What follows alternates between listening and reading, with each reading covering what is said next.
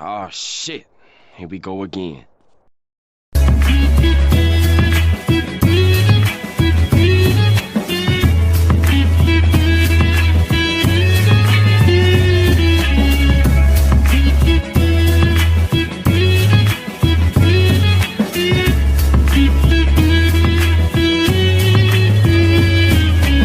What's up, everybody?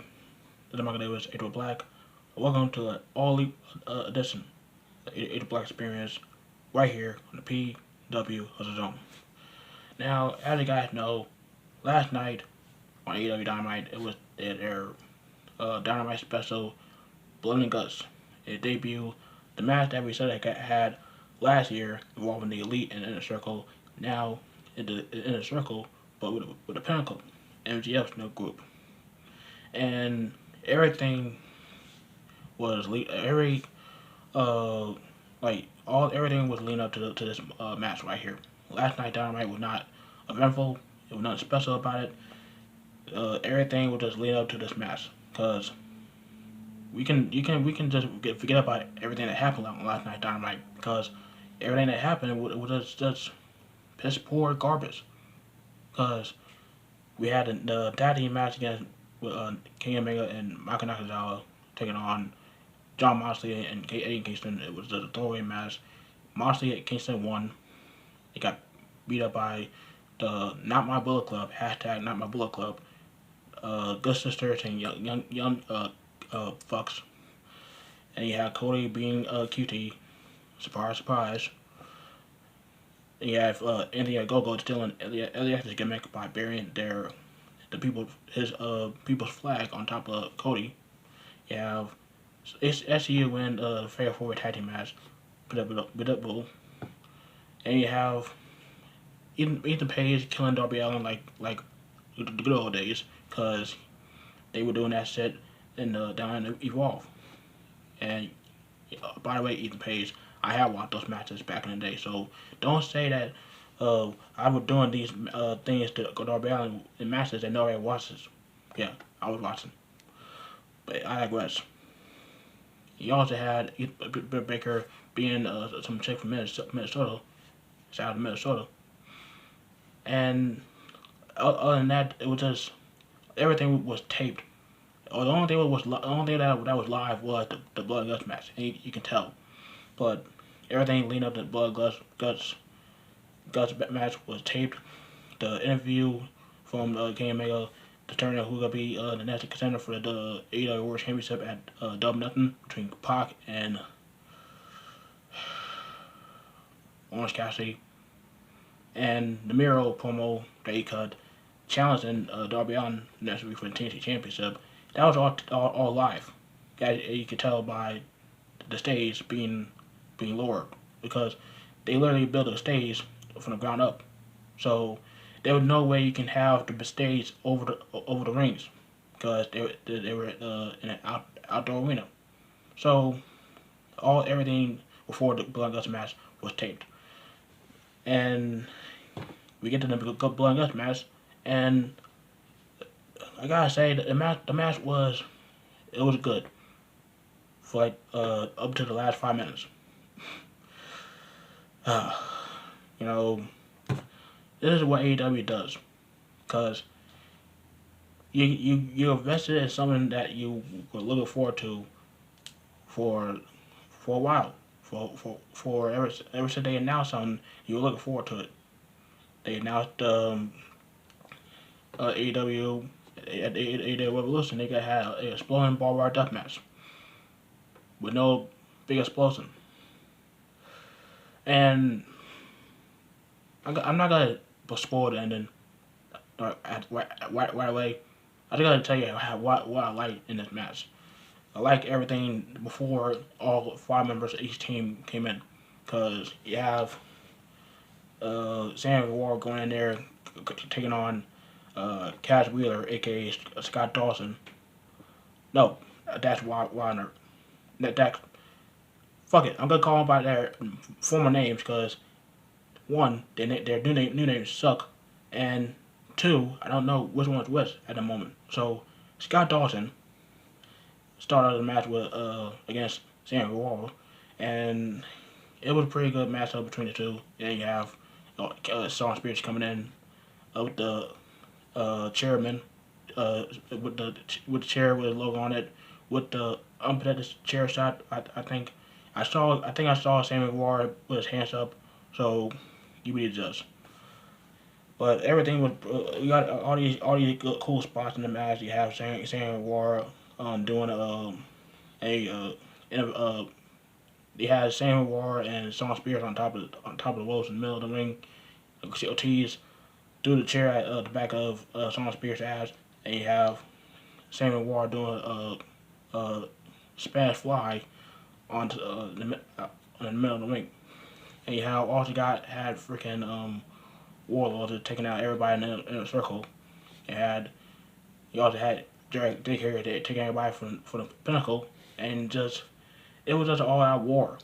This is what a War Games match, a Blood and Guts match was supposed to be. And I like how they had the roof over the cases, minus what NXT does with their War Games match. They actually doing the traditional War Games match back in the WCW days. And when everybody started coming in, and when everybody from the inner circle was in, and everybody from the pinnacle was in, that's when things just went all over the place. Cause I couldn't tell I didn't know what the hell was going on, and it didn't help. We had the fucking commercials, like commercial after commercial after commercial, and if you were watching on Fight Up, good for you, cause you didn't need to deal with all the commercial breaks. But the people that were watching on TNT, boy, like how the hell somebody can watch a match and screen this small on this side, opposite on the right side of the screen, while the screen on with commercial on it is 10 times as big at the screen that the matches are going on. Like what that it didn't make sense. They should have made the match commercial free or limited commercials, or just no, don't have commercials at all, or don't have the match on TV. This is why NXT does their War Games match on pay per view at a takeover. It's the same thing that WCW did their War Games matches on pay per view. Because having a War Games match on TV fucks everything up. Case in point with the commercials. Case in point having to do a picture by picture, which is restaurant quality, according to JR punk ass. It doesn't work, and it just fucks everything up. And you try to watch the match, but you get distracted by a commercial. It just plus when Shawn Spears was in the middle of taking apart one of the rings, it just cut away to a commercial, a TNT commercial promoting a movie that nobody really cares about at the moment. Freaking Hunger Games. Who cares about Hunger Games in 2021? I know I don't. But I digress. The match itself was just all over the place. One point, you just had an inner circle just being in full control, and it just went completely uneventful to the last 5 minutes of the match. Even though they tried to make it eventful, but the end of the match really fucked everything up. Just people were really looking forward to this match. Yeah, you got the guts, you got the blood, you got the blood and guts. You had that. You had that for you. People were looking forward to blood and guts, and they could deliver on that. Almost everybody in that match was busted open. I believe some people were bleeded, but I digress. You have freaking Tully Blanchard knocking out one of the referees, which I fucking hate with a burning passion, jumping around like a fucking fairy and shit. That was one of my favorite parts of the match. Tully Blanchard knocks out the punk ass referee and grabs the key, and he opens up the cage door, and you have MJF climbing on top of the steel case, and Chris Jericho follows MJF slowly, and I mean slowly, taking his sweet ass time, like saying it, like talking to the crowd, like should I do it? Should I do it? Like yeah, go up there and kick this guy's ass. Why are you wasting so much time? So Chris Jericho eventually climbs up top of the cage, for after 5 minutes of stalling, and MJF and Chris Jericho start fighting out on top of the cage. Chris Jericho with the Wall of Jericho, MJF, or as Jericho will call him, my jerk off friend, or as I like to call him, Master Jericho Fuckface. Hits Jericho with a low blow, and he gets the Fujimura armbar on Jericho, which he's called the Salty Earth, stupid ass name, and Jericho refused to tap out, and MJF just continued to work on his arm, and Jericho is not tapping out.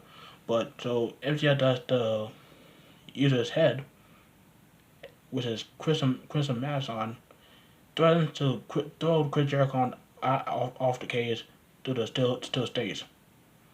But in Jericho, Samuel War seizes, and that's when Samuel War surrenders, and that's how the Pinnacle wins the first ever Blood and Guts match. Because over and win, you had to win by submission or surrendering. And Chris Jericho, Samuel Ward didn't want to see Chris Jericho get thrown off the cage. He had to surrender. Therefore, Pinnacle wins. But Jericho was like, MJF was like, fuck it, and throws Chris Jericho off the cage, and yeah, that happened. It was not steel. It was just cardboard cutouts of steel. I mean, and I didn't see the obvious cardboard cutouts, but you can tell it was cardboard. You can tell it was a crashing pad on underneath that stage. They had this set up, of course, and you also had Jericho having a conversation with MJF before the spot happened. So it was obvious that this spot was gonna go down, but they made it way too obvious. And I see a lot of people are hating this ending. And watching it back, I don't blame you. I don't blame you. People comparing it to the Exploding Barbed Wire Deathmatch ending. It's nothing comparable to this. I can take this ending rather than the Exploding Barbed Wire Deathmatch ending. So this match was good, but the last 5-10 minutes of this match was just uneventful. Yeah, it was just a lopsided match between with the Inner Circle just beating the crap out of Pinnacle, only to lose by surrendering. But overall, I enjoyed the match. Um, I think the last 10 minutes of the match kind of like just I really didn't enjoy the last 10 minutes of the match, but I did enjoy the match nonetheless. But if I had to pick the Blood and Guts, it's Blood and Bar Death match. Blood and Guts wins all day. So therefore, Blood and Guts. Do I want to see it again? Yeah. Do who I want to see it with against? With which team I want to see go to War Games? If they still have this stupid elite going on with the Omega, the Cucks, and the Sisters, I want to see those guys in the Blood and Guts cage against Moxley, Kingston, Sammy Callahan, and fuck it, Finn Juice. I want to see those two guys in the Blood and Guts match next time. Even if they still doing this Impact New Japan partnership, because that partnership is kind of but that's another story for another day. But in the meantime, let me know down below what you think about the Blood and Guts match. What you think about the ending? Let me know down below in the comment down below. And also, who you want to see, which factions you want to see in Blood and Guts in the near future. Let me know down below. Make sure to like the video, subscribe, tap that bell on YouTube I don't miss any of my videos, and make sure you check out my latest part 16 of the funny moments of the PV Hustle and How I Media Group. I also got some clips from the Hidden Mars Parcel podcast and the AEW's Wednesday night skirmish involving Jimmy T and Chris Amps from the Rational Wave Network. I got playlists ready to go down below, so make sure you check those out if you want to have a good laugh. In the meantime, I'm Michael Davis, H.O. Black. I'm out.